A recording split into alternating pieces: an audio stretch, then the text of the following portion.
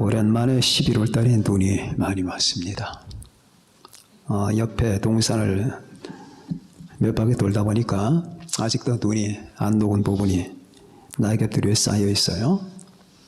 11월 달에 눈이 오는 경우는 뭐 없는 건 아닌데 더운데 정말로 이제 겨울이 시작되는구나 라는 생각을 하게 됐습니다. 그리고 겨울이 되면은 우리가 12월부터가 겨울인데 본격적으로 성탄의 계절이 됩니다.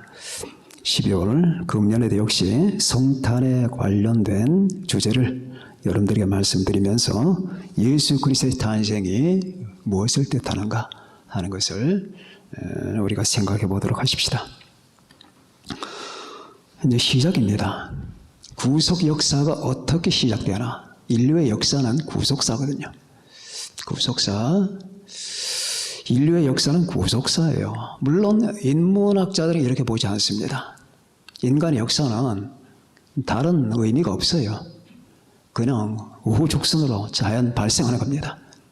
그러나 우리 성경적 관점에서 보면은 이 인류의 역사는 구속사고 하나님의 섭리사예요. 섭리사관. 구속사관과 섭리사관이 이 인간 역사에 대해 정확한 이 같은 관점이 되겠습니다. 그 중에서 인간의 역사는 하나님께서 타락한 인간을 구속하시고 전 우주를 하나님이 구원하시는 그런 과정입니다. 자, 그런데 이걸 알기 위해서는 창세기 3장을 알아야 되거든요. 1장, 3장은 굉장히 중요합니다. 1장에서 3장까지는. 그러나 오늘날의 이 성경을 부정하는 사람들이나 아니면은 그 자유신학자들은 1장에서 11장까지를 부정합니다. 1장에서 11장까지 부정하는 이유는 1장에서 11장까지는 역사가 아니다. 역사가 아니다. 이제 이때부터가 잘못되는 거예요. 성경을 역사가 아니라고 하는데 여러분 그런 말을 들으시면 무조건 거부하세요. 성경은 물론 인간의 역사 기록서가 아니에요. 역사 기록서가 아니라 하나님의 구속사적 사역을 하나님이 인도해가는 과정을 지금 보여주는데요. 그러나 전체 내용은 역사입니다. 그래서 1장부터 11장까지가 역사가 아니라, 그래서 사람들은 1장부터 11장까지는 역사가 아니라고 하면서 거기다 설화라고 하는 이름을 붙이는 거예요. 설화는 신화입니다. 많은 분들이 그런 설교를 해요. 자, 창세기 설화에 보면은 창조 설화 책에도 엄청 나와요. 그러니까 보통 평신도들이 보면은 이해가 안 가요. 분별이 안 갑니다. 비슷한 것 같아요. 그래서 설화, 창세기 설화, 창조 설화, 홍수 설화, 이런 것들이 전부 다 이런 거예요. 불신 정신을 모두 내포하고 있는 것들입니다. 그러니까 창세기, 창조나 홍수나 인간의 타락 기사는 그냥 설화니까, 인간의 삶을 위한 교훈이니까 그렇게 비중 둘 필요 없다라고 하는 이 같은 함축이 거기 들어있는 거예요. 여러분과 저는 거기에 대해서 정확한 진단 내리면서 이걸 거부해야 됩니다. 거부가 아닙니다. 이 선언가 아닙니다. 역사입니다. 자, 그런데 이 역사 중에서도 창조 기사 그리고 이 타락 기사는 굉장히 중요한 거예요. 얼마나 중요하냐, 이걸 모르면은 인간은 몰라요. 이 세상이 뭔지를 모릅니다. 이게 이 세상이 이게 뭡니까, 이게 우주가? 이게 도대체 뭘 하고자 여기 있는 거고, 또 나는 왜 이 가운데 있는 거냐고, 이 우주 안에 내가 왜 있는 거냐고, 우주는 나에게 무슨 관계가 되는 것이며, 지금 인간들의 모든 생태를 보게 되면은 이게 도대체 왜 이렇게 돌아가는지를 알 수가 없어요. 이걸 갖다 정확하게 설명해 주는 건 창세기밖에 없어요. 자, 그래서 오늘은 여러분들에게 하나님의 구속 역사는 이렇게 시작됐다 하는 구속 역사의 배경이라고 하는 제목을 가지고 여러분들에게 이 두 파트로 나누어서, 자, 여자 후손의 전쟁과 여자의 후손의 목적이다. 오늘 이 부분은 15절에서 여러분 이 중심 워드가 있습니다. 15절에 자, 이 중심 15절에 하나님께서 뱀에게 저주하는 내용이 나오죠. 이 기사는 너무 많이 인용되기 때문에 여러분들 아마 귀에 못이 박혔을 겁니다. 그런데 이상한 게 이것은 수천 번 다 우리에게 계시가 되질 않아요. 너무 깊어요. 자, 그 가운데서 오늘 하나님께서 이 뱀에게 저주하신 이 내용을 가지고 이제 예수 그리스도가 이 땅에 오셔야 될 이유와 예수 그리스도가 이 땅에 오신 그 목적이 무엇인가 우리가 점점점 이제 윤곽을 잡아가게 됩니다. 먼저 뱀이 어떻게 말을 하느냐 이런 걸 우리가 질문을 해봐야 되겠죠. 뱀이 어떻게 말을 합니까? 근데 뱀이 말을 하잖아요. 그 당시 뱀이 사탄에게 이용되기 전에는 뱀이 굉장히 영리한 동물이었어요. 그리고 지금 다리가 없는데 그때는 다리가 있을 수도 있다는 가능성을 해봅니다. 왜? 하나님이 저주하시는 가운데 네가 지금은 배로 다닐 것이다 라고 하잖아요. 흙을 먹을 것이다. 그러면은 그 반대 장면을 우리가 생각하게 되는 거예요. 아, 그럼 배가 아닌 상태로 이동 수단이 있었구나 라고 하는 생각을 해보게 되죠. 자, 여기서 주님이 뱀에게 저주하신 것은 사탄에게 저주한 겁니다. 이 내용을 우리가 살펴보면은 여자의 후손을 내가 보낸다. 여인의 후손, 그 특정한 여인이에요. 여자의 후손. 자, 여자의 후손을 내가 보낸다. 그리고 여자의 후손이 내가 왜 보내느냐? 그 여자의 후손이 네 머리를 칠 것이다. 머리를 잘라버리든지 부숴버리든지 할 겁니다. 그리고 너는 그 여자 후손의 발꿈치를 물 것이다.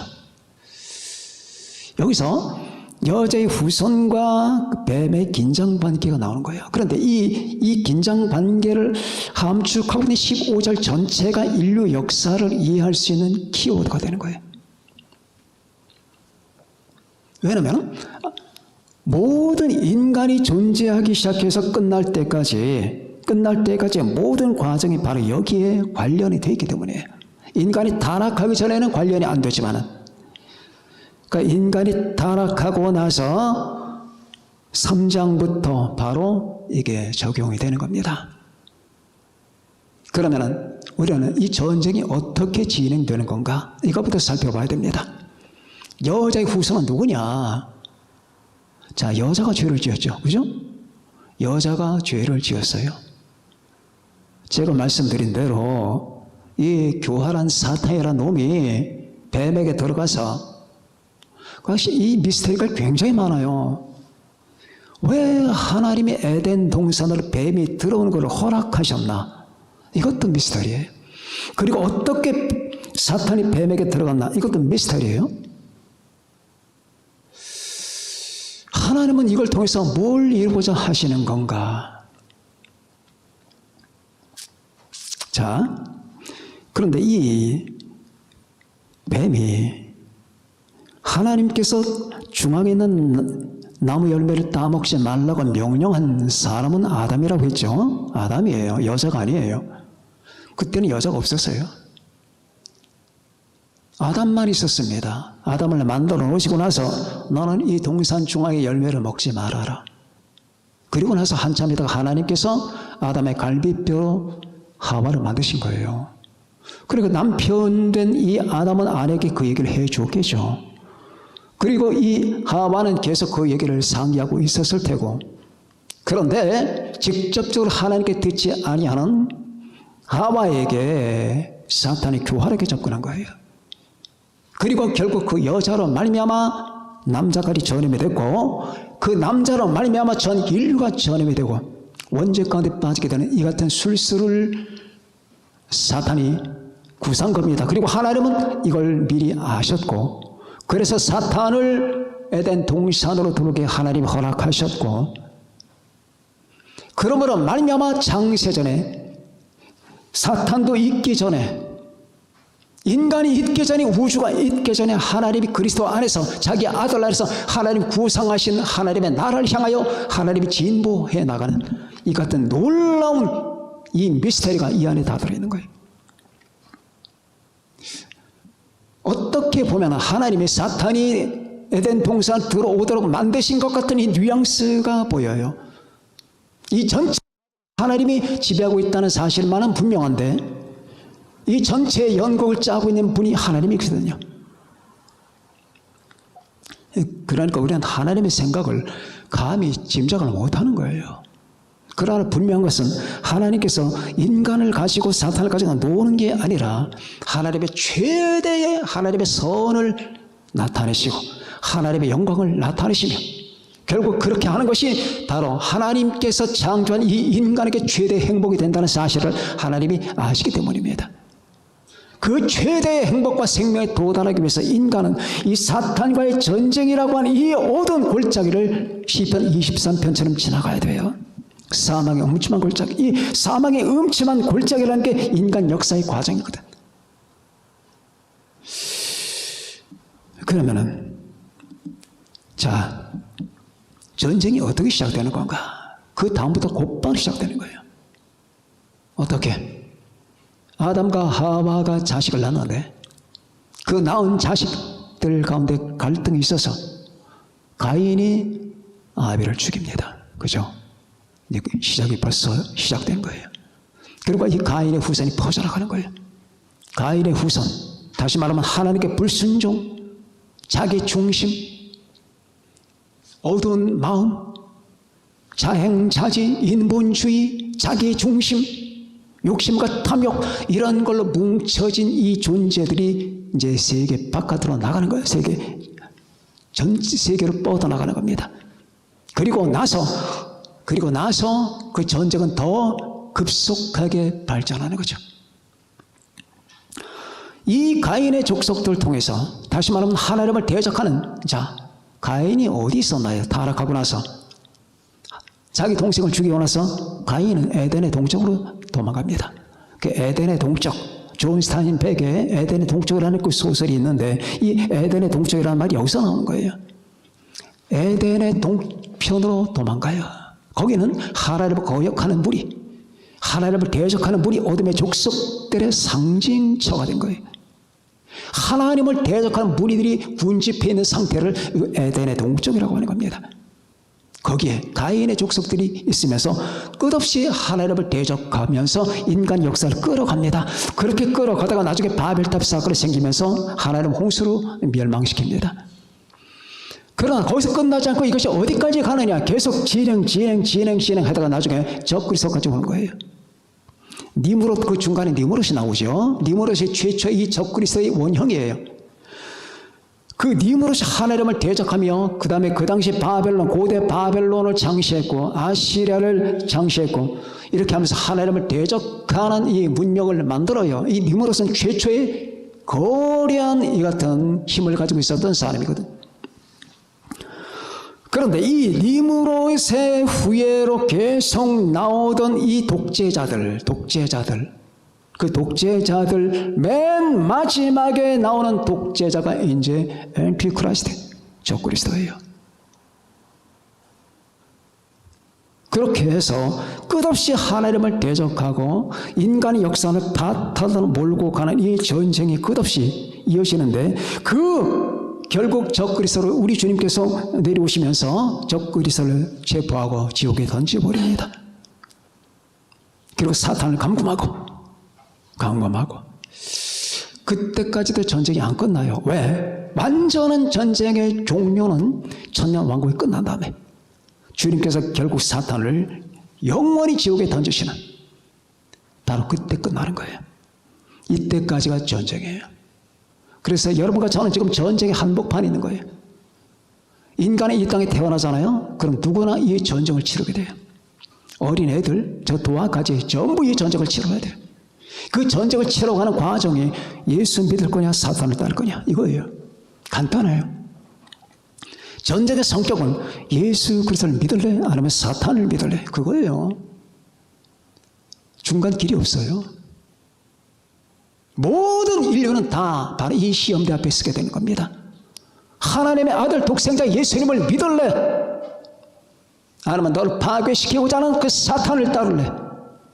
너를 사랑해서 너를 창조하셨고 너를 위해 십자가에 죽으시고 부활하시고 다시 오실 그 예수 그리스도를 믿고 네가 주님으로 삼고 그분을 신봉할래? 아니면 너를 끝없이 지옥으로 끌고 돌아가고자 하는 이 거짓말장이 그 사악한 사탄을 따를래? 이 두 가지예요. 그런데 사탄은 자기의 편들을 규합하기 위해서 있는 힘을 없는 힘을 다합니다. 그 있는 힘 없는 힘을 다하는 방법을 이제 말씀을 드립니다. 뭐냐? 이 세상에 사탄의 최대 무기는 뭡니까? 거짓말이에요. 거짓말. 지난 시간에 제가 거짓말 말씀드렸죠? 수없는 거짓말들. 이게 전부 다 사탄의 입에서 아가리에서 나온 거예요. 어떤 분들은 아니 그 지성인들이 칼 막스나 아니 프로이트나 니체나 얼마나 뭐 지성이 첨단인데 어떻게 그런 사람들이 그들은 사탄의 수종자들이에요. 사탄이 얼마나 지혜로운데 그 사탄의 완전 제1부하들입니다.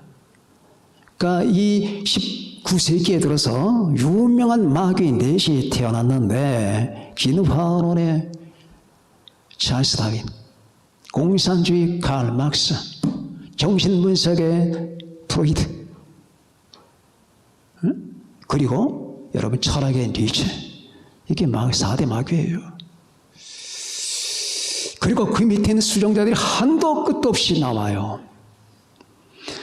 한도 끝도 없이 나와서 지금 이 세상을 온갖 더럽히고 마치 국에다가 미원을 치잖아요. 미원을 뿌리 조미료. 이 세계에다 미원을 뿌리고 있는 이 악한 놈이 이 포스트 모더니즘이에요. 이 포스트 모더니즘은 이 마귀의 조미료라고 말이에요.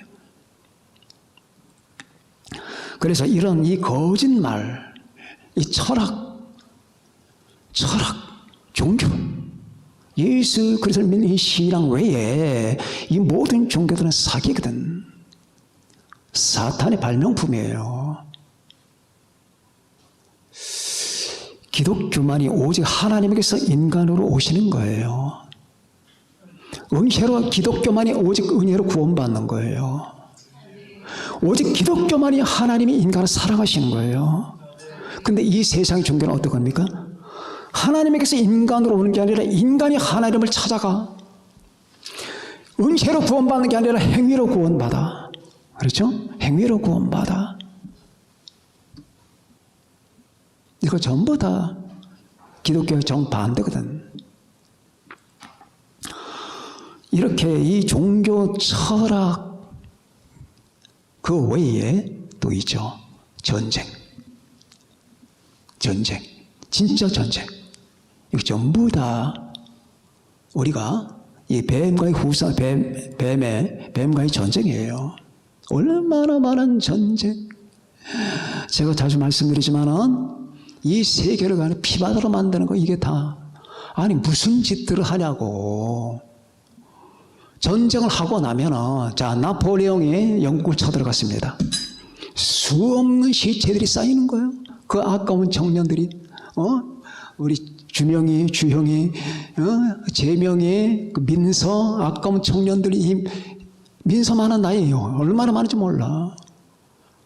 가자마자 포탄 맞고 그냥 온몸이 사지가 찢어지고 팔다리 날아가고 머리통 날아가고 차라리 적군에게 빨리 날 죽여달라고 빨리 왜 너무 고통스러우니까 자기 적군에게 보면은 제발 날 빨리 한 방만 쏴달라고 그렇게 노력을 하고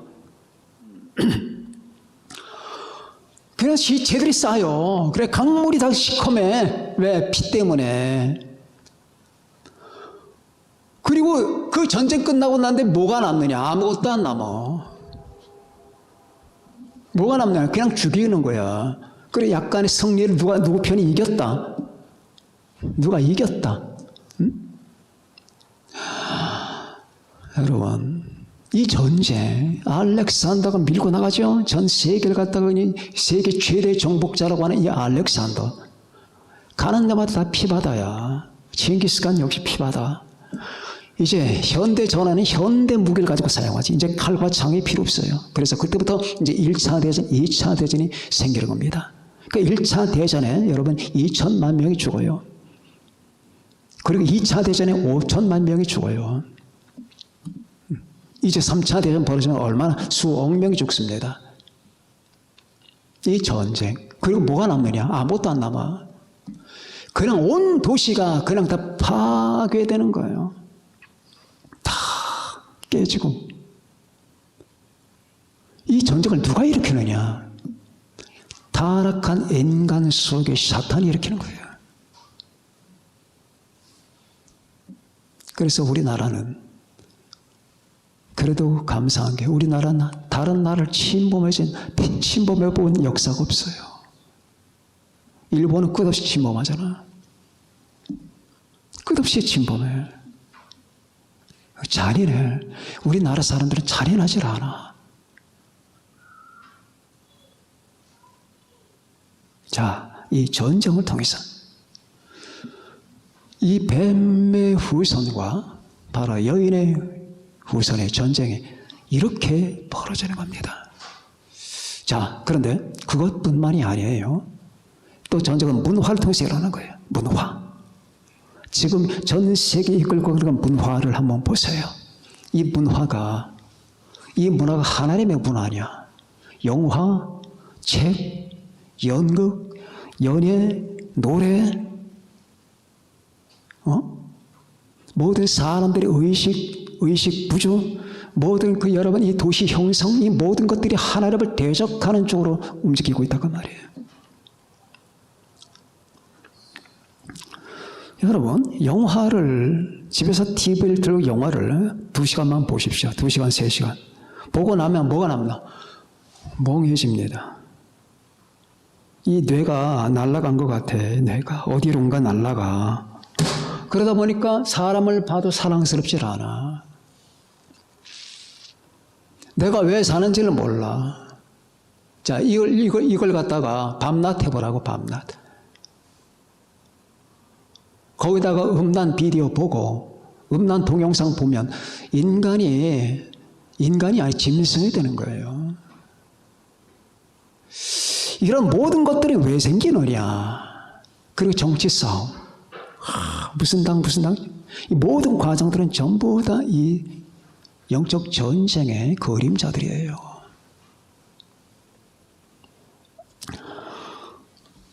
한 가지가 이 전쟁에 우리가 인간답게 살기 위해서는 예수를 잘 믿어야 돼요. 그리고 예수 그리스도 이분이 바로 인간 역사를 끝낼 분이라고 하는 사실에 대한 믿음을 갖고 우리는 그분을 끝없이 사랑하고, 여러분과 나는 이 여인의 후손에 속해 있는 무리들이라고 말이에요. 여인의 후손이 여인의 후손만 싸우는 게 아니에요. 여인의 후손과 여인의 후손을 따르는 무리들이 싸우는 거예요. 그래서 우리 기독교인들이 이 수많은 사람들이 순교를 한 거예요. 역사상 숫자를 세보진 않았지만은 예수를 믿기 때문에 순교한 사람이 대략 추산하면 7천만 명이에요. 7천만 명이 예수를 믿기 때문에 순교를 하고 죽었어요. 이 모든 일들, 왜 바로 여자의 후손의 싸움에 여러분과 내가 속해 있다고 말입니다. 그러면 우리는 어떻게 하느냐? 우리는 이 성경을 믿고 예수님을 믿으면서 이 세상에 어떻게 돌아간다는 것, 이 사탄이 휘젓고 돌아간다는 사실을 알면서 내가 가야 될 길은 끝없이 이 세상의 복음을 전파하고 예수님을 믿게 만들고, 저 빛이 없는 곳에 빛을 집어넣고 예수 안 믿는 심정들 속에 예수님을 믿게 만들고, 하나님의 아들 독생자 예수님이 인간의 구세주로 간 사실을 믿고 내 가슴 속에서 모든 어둠을 뽑아내고 예수 믿어라, 주 예수를 믿어라, 그리하면 너만의 집에 구원을 받는다. 이 복음을 끝없이 전하면서 이 복음으로 말미암아 어둠의 세력을 물리치는 거예요. 이게 우리의 싸움이에요. 우리 주님은 이걸 다 이루어 놓으셨습니다. 십자가에서 부활해서 승천에 다 이루어 놓고 지금은 당신의 성령을 통하여 우리에게, 자, 우리는 지금 성령 안에서 이 싸움을 하고 있는 겁니다. 그러나 이걸 우리가 싸우는 싸움이 아니라 우리를 예수 그리스도가 싸우는 거예요. 이 전쟁, 이게 바로 여인의 후손과 뱀의 전쟁이라고 말입니다. 이건 반드시 끝나게 되어 있어요. 이 뱀의 후손들은 멸망하게 되어 있습니다. 그런데 끝없이 이 뱀의 후손을 자칭하는 사람들이 있거든요. 이거 이단 집단들, 끝없이 사탄 숭배자들, 이런 모든 사람들은 끝없이 나는 예수 싫다, 하나님 싫다 하는 이 가인의 족속들이고, 그리고 이 뱀에게 속한 족속들입니다. 이들은 심판을 받을 겁니다. 그래서 인간의 역사가 존재하는 날 동안은 바로 이 같은 전쟁이 계속된다 하는 것을 기억하시고, 대환란 때도 무서운 전쟁이 몇 개가 나오죠. 그때는 수십억이 죽을 겁니다. 인류 3분의 1을, 맨 처음에 인류 4분의 1을 먼저 죽이고, 그 다음에 남은 세력들 가운데, 남은 숫자 가운데 3분의 1을 죽인다고 했으니까 거의 반이 죽는 거죠. 자, 이게 바로 여자 후손의 전쟁입니다. 내가 화평을 주러 온 줄로 생각하지 말라. 화평이 아니요 검을 주러 왔노라. 내가 온 것은 아버지와 아들이 다투고, 어머니와 딸이 다투고, 며느리와 시어머니가 다투게 하기 위함이다. 사람의 원수가 자기 집안 식구다. 너희 집안 식구 가운데 네 원수가 있다. 내가 온 것은 이 어둠과 빛을 갈라내고 하늘과 땅을 갈라내고, 내가 오기 전 온 세상 어둠 속에 빠져 있었지만은 나는 이것을 갈라내고 너희를 구원하러 왔다. 그러니 한 집안에, 한 개인의 빛이 들어가면 당연히 싸움이 일어나는 거죠. 빛이 들어가면, 장독대를 열게 되면 빛이 들어가죠. 그리고 싸움이 일어나죠. 빛과 이 어둠의 족속들의 싸움이 생깁니다. 바퀴벌레 지렁이들이 다 도망갑니다. 한 가정에 예수님이 들어가잖아요. 한 가정에 예수님이 들어가면 그 가정이 빛으로 점점 점령이 돼야 되는데, 그러자면 이 어둠이 가만히 있질 않아. 그래서 아버지와 자식이 싸우게 되고, 어머니와 아들이 딸이 싸우게 되는 거예요. 예수 믿는 딸이 엄마 그렇게 살면 안 된다고, 예수 믿는 어머니가 딸에게 그렇게 살면 안 된다고 이렇게 말하는데, 그러면 싸움이 벌어지는 거예요. 아내와 남편이 또 싸우게 됩니다. 이 모든 싸움들이 다 어디서 오느냐. 그러나 그 싸움이 무서워서 싸움을 피하면 안 되는 거예요. 내 가정이, 내 마음이 이 어둠의 지배가 되는 걸 우리는 용납하면 안 되는 거예요. 예수님을 믿음으로, 예수님의 이름으로 우리는 이 내 심령과 내 가정과 내 집단과 내 민족을 위해서 싸워야 되는 거예요. 이 싸움은 내 싸움이 아니에요. 나를 통하여 예수님이 싸우는 거예요. 그래서 가는 데마다 여러분과 나는 하나님의 아들이다, 하나님의 자녀다, 난 예수님의 소유물이다, 나는 빛의 사람이다, 이 같은 이 자기 정체성을 가지고 어떤 경우가 있어도 여러분 이 싸움에 참여하고 절대로 어둠의 권세에 굴복하지 아니하는 여러분과 제가 되시길 바랍니다.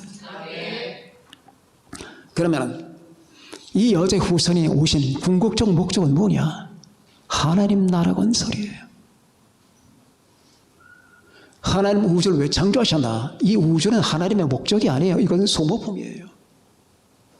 소모품이라고 말이에요. 생각해 보세요.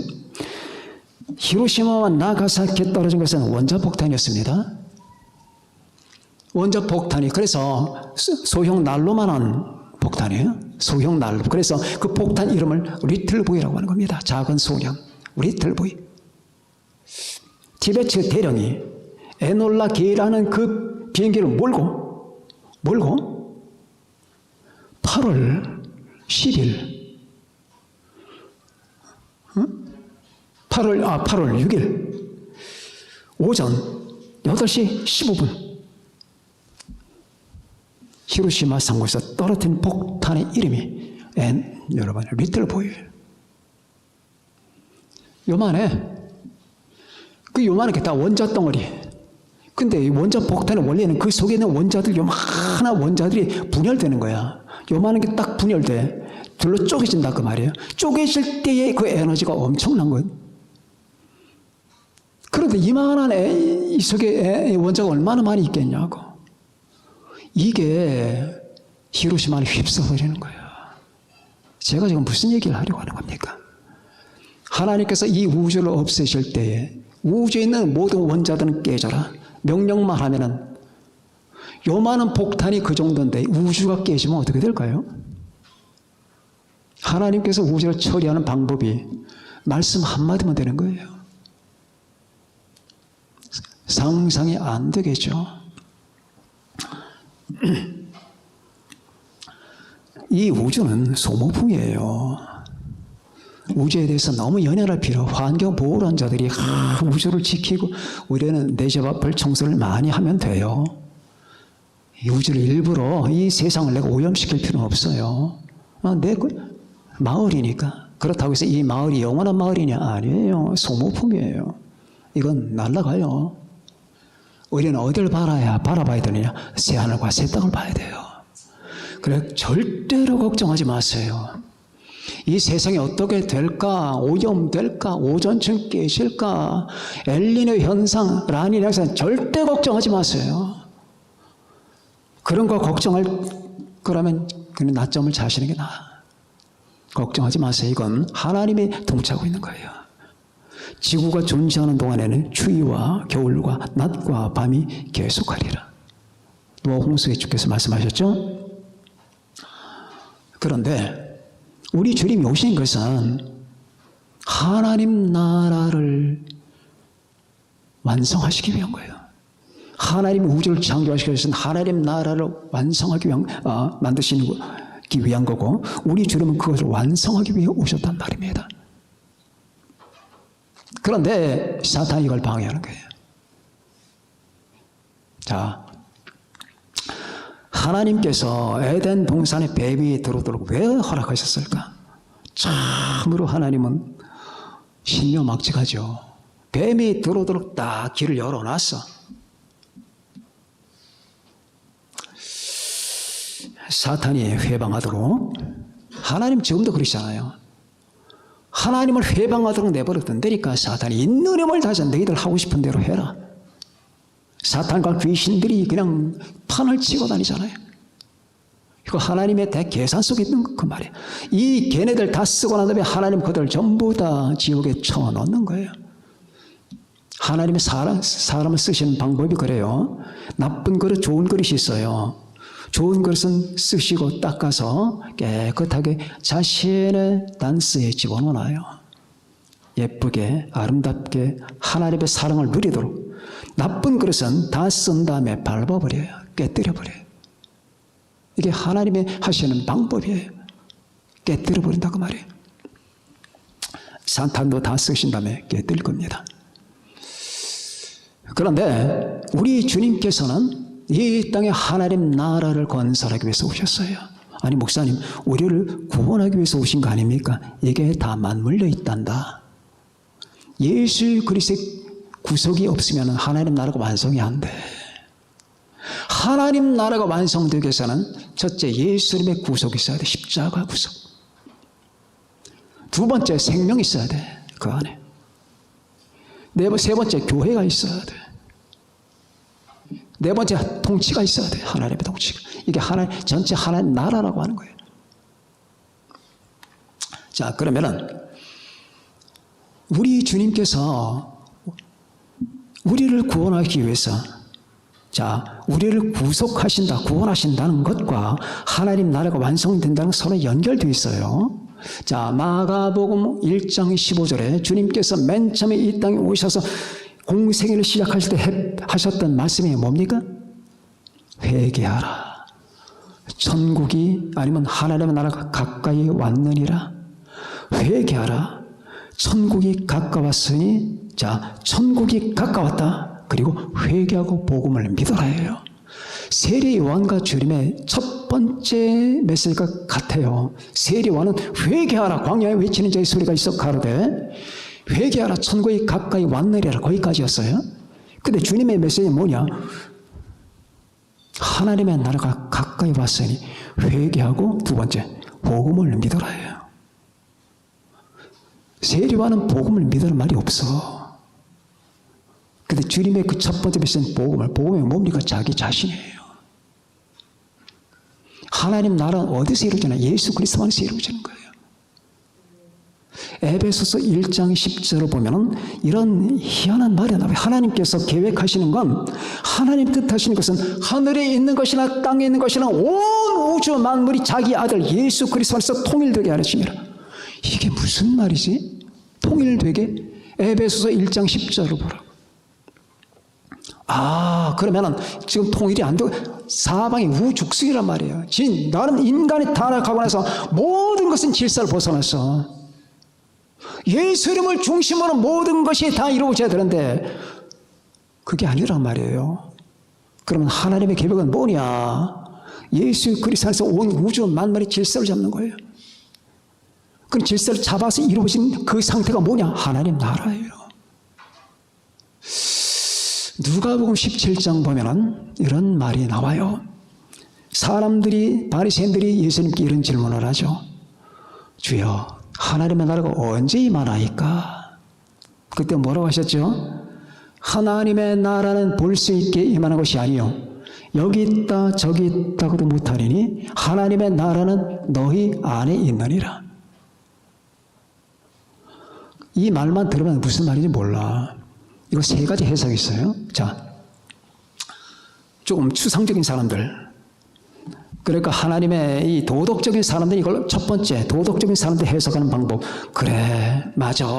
하나님의 나라라는 건 물리적인 나라, 보이는 나라, 형상화된 나라가 아니라 인간의 마음속에 행복한 상태야. 그러니까 우리가 착하게 선하게 살면은 우리 인간의 마음속에 하나님의 나라 같은 평화나 아니면은 이 깨끗한 상태가 이루어지는 거야라는 해석. 첫 번째 완전 빵점짜리. 자, 두 번째 해석은 하나님의 나라라고 하는 게 이 물리적으로 전 우주나 전 세계에서 이루어지는 나라라기보다는 예수를 믿고 그 예수님을 영접한 그 마음속에 있는 평화 상태인가 보다라고 하는 이 두 번째 해석. 이건 빵점은 아니야. 빵점은 아니고 한 5, 60점은 돼. 그러면은 뭐냐? 하나님의 나라는 너희 안에 있느리라. 여기서 너희 안에가 인이 아니라 미스터. 너희 가운데 있느리라. 그럼 이게 무슨 말이냐?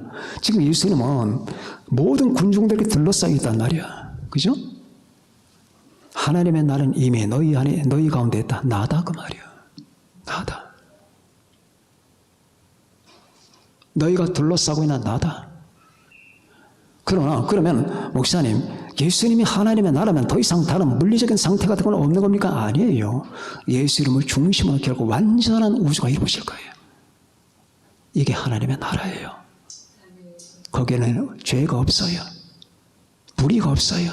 슬픔이 없고 죽음이 없고 눈물이 없고 고통이 없고 바다가 없고 그리고 시간이 없고 영원이니까 인간의 불의가 없고 인간의 모든 잘못된 것들이 없고 오직 하나님의 영광, 예수 그리스도의 본성과 아버지 하나님의 그 본성만이 찬란하게 우주를 덮는 바로 이 같은 완전한 죽음도 없는 영원한 생명의 나라라고 말이에요. 이 나라를 자신이 이루기 위해서 오셨단 말입니다. 그리고 뱀의 머리통을 깨야 돼요. 우리는 지금 사망의 멈춤한 골짜기를 지나가고 있어요.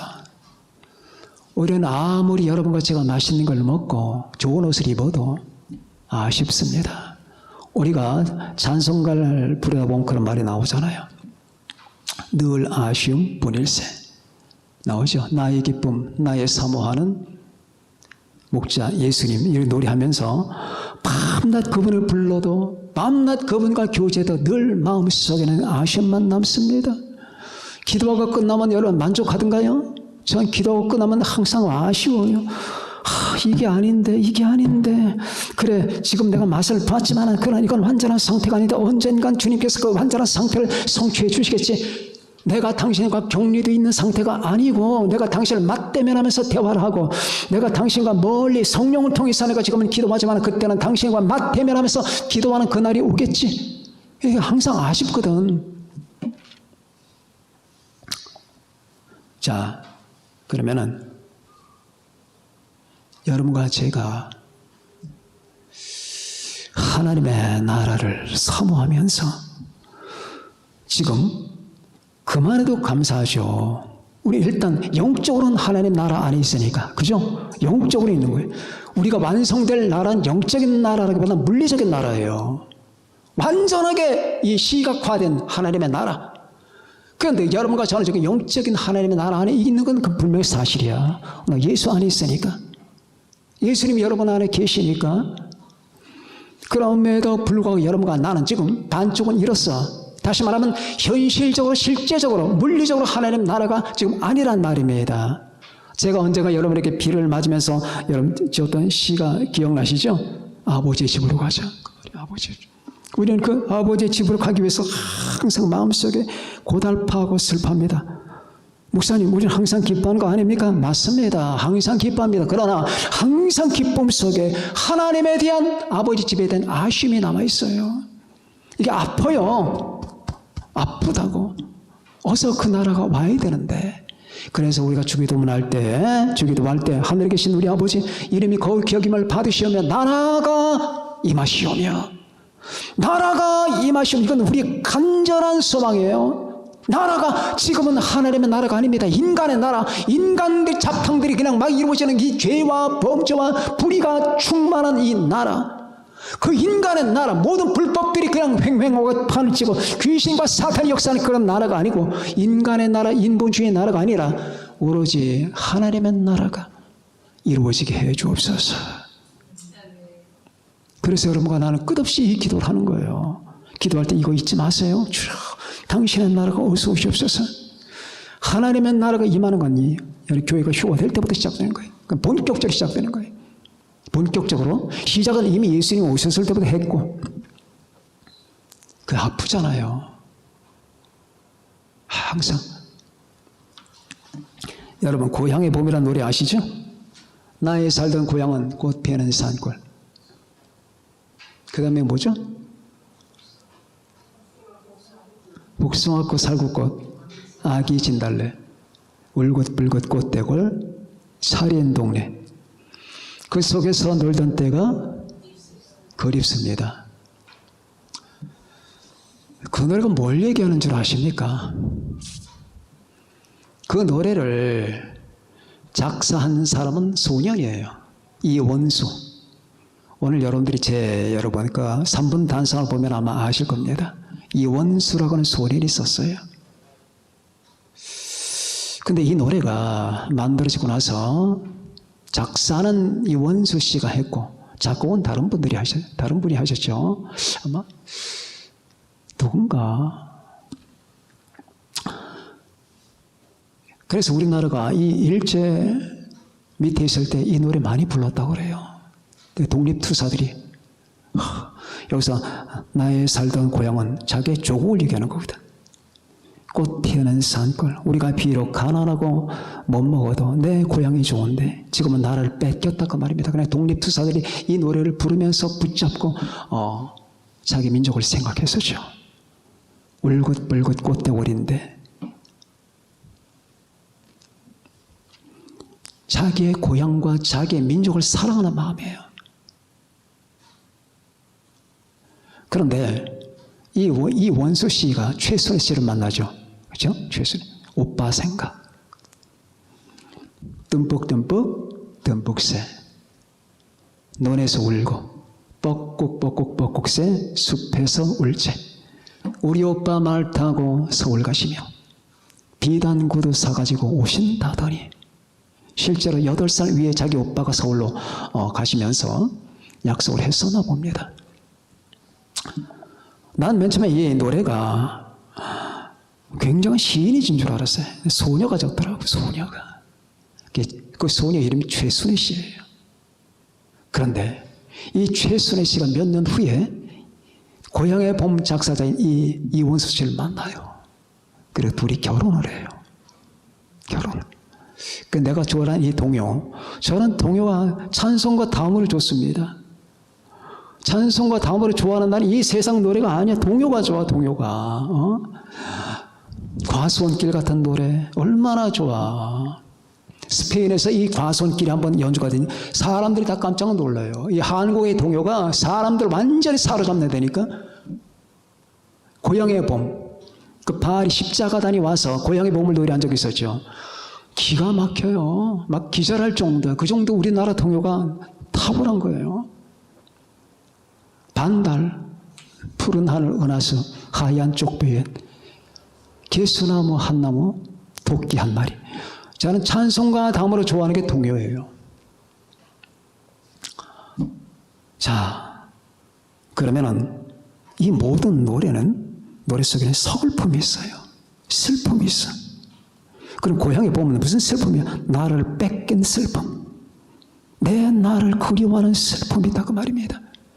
그 슬픔보다 더 진한 슬픔을 가지고 있는 사람들이 그리스도인들이에요.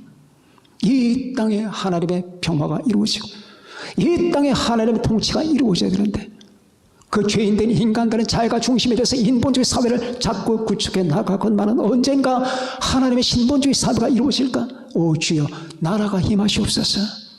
이거예요. 이걸 누가 이루느냐? 예수 그리스도가 이루는 거예요. 어떻게? 뱀의 머리를 잘라버리고. 이제 때가 되면은 주님이 지금 못해서 그런 게 아니라 아직 때가 안 됐어요. 이거 뱀의 머리통을 잘라버리고 드디어 우리 주님이 통치하시는 그런 나라, 사랑과 진리와 평강과 생명의 나라가 올 겁니다. 이 전체 이게 목적이란 말이에요. 여자의 후손의 목적은 구원과 하나님의 나라 완성이라고 말입니다. 이렇게 해서 우리는 창세기 3장 15절 8절에서 15절까지 그 모든 내용의 배경을 우리가 이해를 하고 우리는 지금 성탄절이 무엇을 뜻하는 것이냐? 선물 주고받는 날에는 그게 아니다. 엄청난 날이에요. 인간을 멸망에서 탈취하고 건져내시는 이 같은 우리 메시아의 날, 이게 성탄절이에요. 이 날을 맞이하기 위해서 12월 달에 우리가 들어선 겁니다.